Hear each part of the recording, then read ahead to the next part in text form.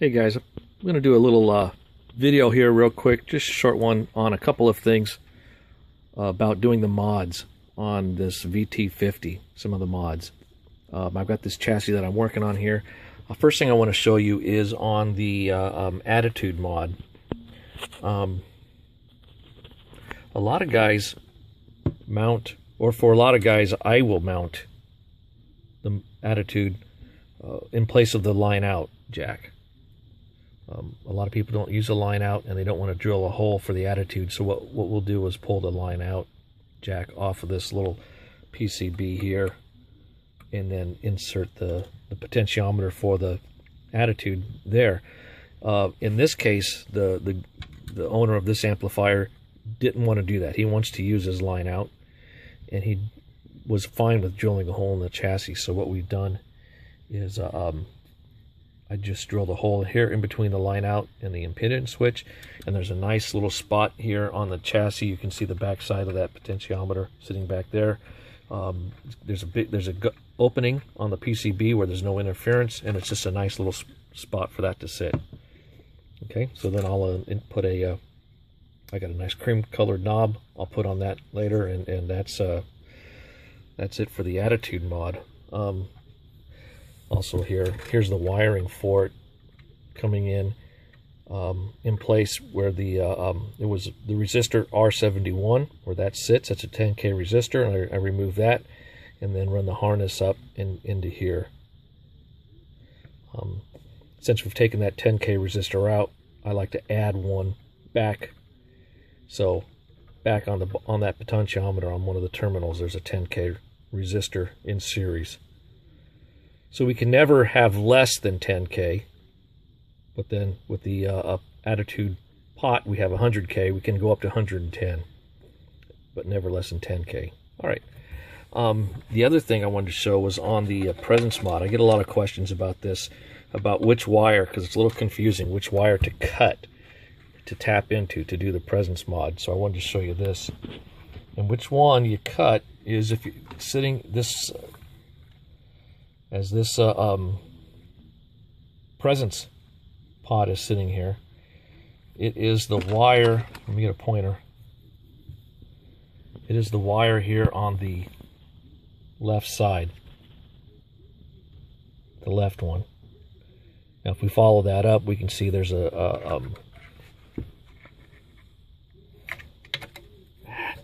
hard to do all this one-handed. There's a terminal here where the wire comes up into this board, and then you follow the trace over, and it's that center terminal, or the wiper of the pot. So that's that left one as it sits like this. That the one that goes to the center terminal of the pot is the wire we're going to clip, and then I graft on another wire, which I've got right here.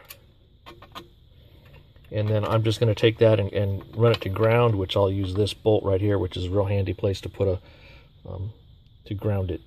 In fact, in the kits I sell, I include a little eyelet terminal that will fit around that. Now, that's one of the output transformer bolts. So you have to just take the nut off. You have to hold the screw on the other side. Take the nut off, put the terminal on, and put it back together. All right, so that's it on the presence mod. Hopefully that answers those questions. Another questions I get for people that are doing the LED mods is on the newer amps. Well, they're not really new. They've been out for a number of years now. Carvin went from 2 4-wire ribbon cables to a single 10-wire cable. So which wire is it that you cut into to perform the LED mod? And it is the 5th one over from the left as we're sitting here, or as we're looking at this. So 1, 2, 3, 4, the 5th wire, you would cut into that and tap right into that wire right there. And if we follow that down, it goes to this plastic connector here, which, let me get the PCB up here and we'll look at that. That's going to come down and connect to to the connector here on the PCB, and it's the 5th pin over. 1, 2, 3, 4, 5. And if we look at that, and get this out of the way, again, working one-handed is difficult. So here's the trace right here, that if we follow that trace over, it goes around and goes over to this L2 relay, which is the relay that's activated. So that will turn on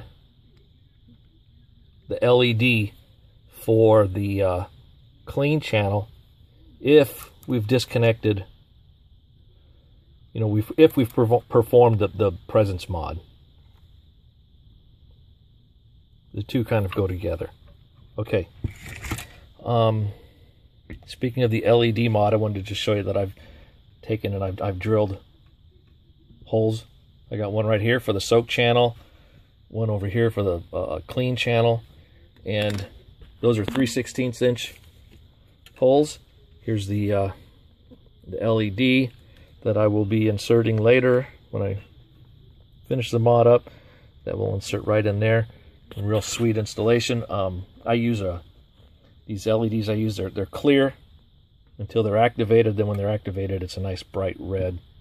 It's really nice looking little LED. All right, so that's that. One more thing while I got you here. I'm going to do a master volume mod on this amp. Here's my wiring for that. I might as well show this too, how I'm doing the master volumes now. And I just installed the caps right into the PCB after I've removed the capacitors from the original capacitors, and then run the wires out to the potentiometer right here. It's just a little neater installation. I like to use red and black wires, where the red helps me identify which is which. So red is the signal coming from the capacitor to the potentiometer, and the black wire is the circuit running back to the cap that's going, it's returning the signal back into the PCB. It's real important that you get these wired up correctly. I twist the wires together just to help prevent any noise. I've never really had an issue with it inducing noise, but by twisting them together, you just avoid any possibility of that, so, or reduce the possibility. So that's going to go right here when I reinsert the PCB back into the chassis, which I'll be doing next. So the master volume is going to sit here in place of where the channel select switch was. So I've moved that over here next to the jewel light, and instead of the old the original toggle switch, that big toggle switch, I'm instead going to use a little mini switch, and that will go in right there. And you can arrange that to either where it switches side to side like the original one, or up and down, whatever floats your boat. But I just like that mini switch. Is a much neater installation. There's no need for that big original switch. The circuit is very low voltage and very low current. So, I mean, the mini switch, mini toggles is sufficient by far to handle that duty. All right, so I think that's it. That's just a couple of things I wanted to help give you for those that are performing the mods themselves and had some questions on them. Hopefully this is helpful. That's all I got. Talk to you guys later.